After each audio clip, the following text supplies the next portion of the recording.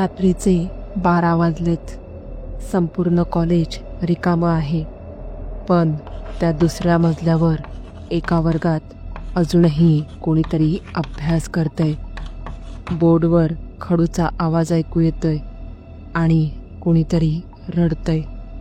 पण तिथे कोणीच नाही.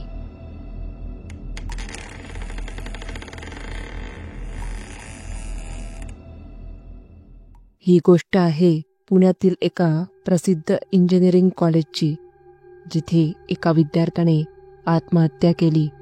पण त्याचा आत्मा अजूनही तिथेच आहे. आज मी तुम्हाला सांगणार आहे त्या रात्री घडलेली खरी घटना, जी ऐकल्यानंतर तुम्हीही विचार कराल, हे खरंच होतं की फक्त एक अफवा. हे जाणून घेण्यासाठी संपूर्ण व्हिडिओ शेवटपर्यंत नक्की बघा.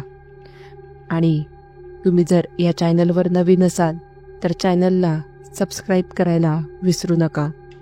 सोबतच बेल आयकॉनवर देखील क्लिक करा, जेणेकरून तुम्हाला अशाच नवनवीन भीतिदायक रहस्यमय व्हिडिओचे नोटिफिकेशन्स मिळत राहतील.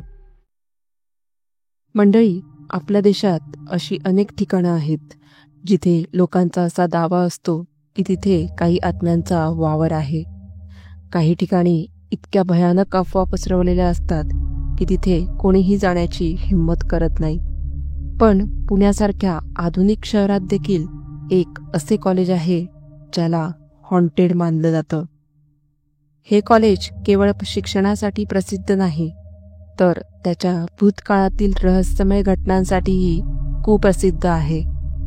अनेक विद्यार्थ्यांनी आणि कर्मचाऱ्यांनी इथे विचित्र गोष्टी अनुभवल्या आहेत. काहींनी रात्रीच्या वेळी वर्गांमध्ये कुणाच्या तरी सावलीचा भास होत असल्याचं सांगितलं आहे, तर काहींनी पायऱ्यांवर कोणीतरी चालत असल्याचा आवाज ऐकला आहे. विशेष म्हणजे हे कॉलेज पुण्यातील प्रतिष्ठित अभियांत्रिकी महाविद्यालयांपैकी एक आहे. या व्हिडिओमध्ये मी थेट या कॉलेजचे नाव घेऊ शकत नाही, कारण आम्हाला या कॉलेजच्या प्रतिमेला हानी पोहोचवायची नाही. मात्र मी तुम्हाला काही हिंट देईल, ज्यामुळे तुम्ही अंदाज लावू शकता. तर ही गोष्ट आहे 2022 मधील दिवाळीच्या सुट्टीच्या आधीच्या शेवटच्या दिवसाची. संध्याकाळी विद्यार्थ्यांनी कॉलेजमध्ये एक पार्टी आयोजित केली होती. शिक्षक आणि कर्मचारीही उपस्थित होते. पार्टी संपल्यानंतर हळूहळू सगळे घरी निघून गेले. कॉलेजच्या प्रिन्सिपल आरती मॅडम त्या दिवशी आपल्या केबिनमध्ये उशिरापर्यंत काम करत होत्या. काही महत्त्वाचे पेपर्स तपासायचे होते आणि सुट्ट्यांपूर्वीचे उरलेले काम पूर्ण करायचे होते, म्हणून त्या अजूनही तिथे होत्या. बाहेर फक्त सुमित नावाचा सेक्युरिटी गार्ड होता, जो पहिल्या मजल्यावर गस्त घालत होता. रात्री 11 वाजले तरी आरती मॅडम कामात व्यग्र होत्या. त्यांनी बाहेर पाहिलं तर संपूर्ण मजला निर्मनुष्य होता. त्यांनी स्वतःला दिलासा दिला की सुमित असेलच कुठेतरी.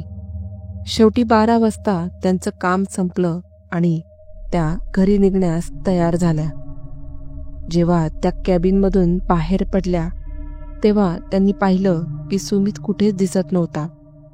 त्यांनी अंदाजा लावला की तो कदाचित राऊंड मारायला गेला असेल.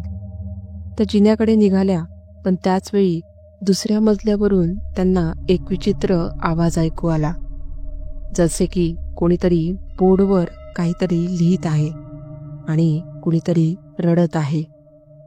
आरती मॅडम क्षणभर स्तब्ध झाल्या. रात्री 12 वाजता कोण असेल? त्या हळूहळू जिना चढून दुसऱ्या मजल्यावर पोहोचल्या. तिथे फक्त 2च आवाज येत होते, एका मुलाच्या रडल्याचा आणि त्याच्या पावलांचा. इतके भयान वातावरण होते की त्यांना स्वतःच्या श्वासाचीही जाणीव होत होती. त्या एका वर्गाजवळ पोहोचल्या. वर्गाच्या आतून हलकासा उजेड येत होता.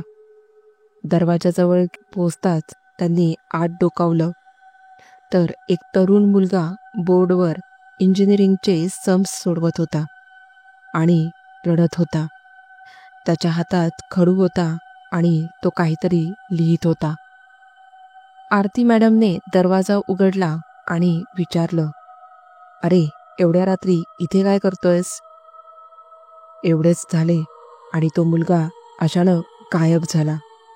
पण बोर्डवर लिहिलेले गणित तसेच होते. त्या क्षणी आरती मॅडम सुन्न झाल्या. त्यांना काय घडले ते समजत नव्हते. तेव्हाच सुमित धावत वर आला आणि विचारले, "मॅडम, तुम्ही त्याला पाहिलं ना?" त्या आश्चर्यचकित झाल्या. "तुला याबद्दल कसं माहिती?" सुमित म्हणाला, "मॅडम, मी गरीब माणूस आहे. जर पैसे असते तर ही नोकरी केव्हाच सोडली असती. कारण रोज रात्री मला हे पाहावं लागतं. हा मुलगा कोणी जिवंत व्यक्ती नाही. तो या कॉलेजचा माजी विद्यार्थी आहे. त्याची आत्मा इथे अडकली आहे." हे ऐकून आरती मॅडम हादरून गेल्या. त्यांना कॉलेजमध्ये काम करत 3 वर्ष झाली होती, पण त्यांनी कधीही या इतिहासाबद्दल ऐकले नव्हते. सुमितने आरती मॅडमला सांगितलं की तो मुलगा जिवंत नाही. तो 2008 मध्ये या कॉलेजमध्ये शिकणारा शुभम होता.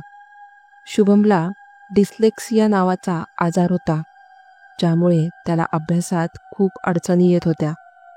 तो 4 वेळा फर्स्ट इयरमध्ये नापास झाला होता. जेव्हा तो सलग 4थ्यांदा नापास झाला तेव्हा त्याला खूप वाईट वाटले. त्याने मित्रांना सांगितले, "माझ्याने हे सहन होत नाही.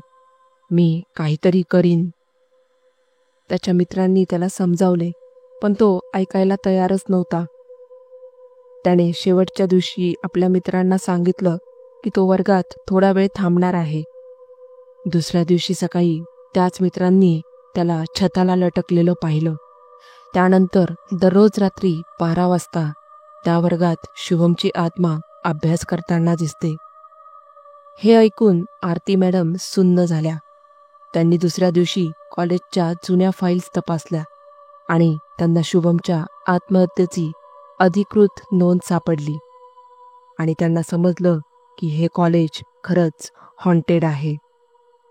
ही घटना कधीही बाहेर आली नाही. कॉलेजच्या प्रतिष्ठेसाठी हे सत्य लपवले गेले. मात्र काही वेबसाईट्सने हे सत्य बाहेर काढले. 2010 मध्ये एका वॉचमननेही रात्रीच्या वेळी दुसऱ्या मजल्यावर एका मुलाला रडत पळताना पाहिले होते. पण त्याला सांगण्यात आले की जर त्याने याबद्दल कुठे चर्चा केली तर त्याची नोकरी जाईल. आजही हे कॉलेज पुण्यातील प्रतिष्ठित अभियांत्रिकी महाविद्यालयांपैकी एक आहे. पण त्याच्या भूतकाळाबद्दल फार कमी लोकांना माहीत आहे. ही गोष्ट ऐकून काही जण म्हणतील की भूते वगैरे काही नसतात. पण जेव्हा तुम्ही स्वतः अशा अनुभवाला सामोरे जाता तेव्हाच त्याचं खरं भय जाणवतं. जर आत्महत्येने मरण आलेल्या आत्म्यांना शांती मिळत नसेल तर त्यांचं दुःख त्यांच्या मृत्यूनंतरही संपत नाही. तुम्ही या गोष्टींवर विश्वास ठेवता का? तुमचे काय मत आहे हे मला कमेंट करून नक्की सांगा. आणि अशाच भयानक, रहस्यमय आणि सत्य घटनांवर आधारित कथा ऐकण्यासाठी चॅनलला सबस्क्राईब करा आणि व्हिडिओ आवडला असल्यास लाईक करा. भेटूया पुढच्याच एका अशा थरारक व्हिडिओसोबत. तोपर्यंत धन्यवाद.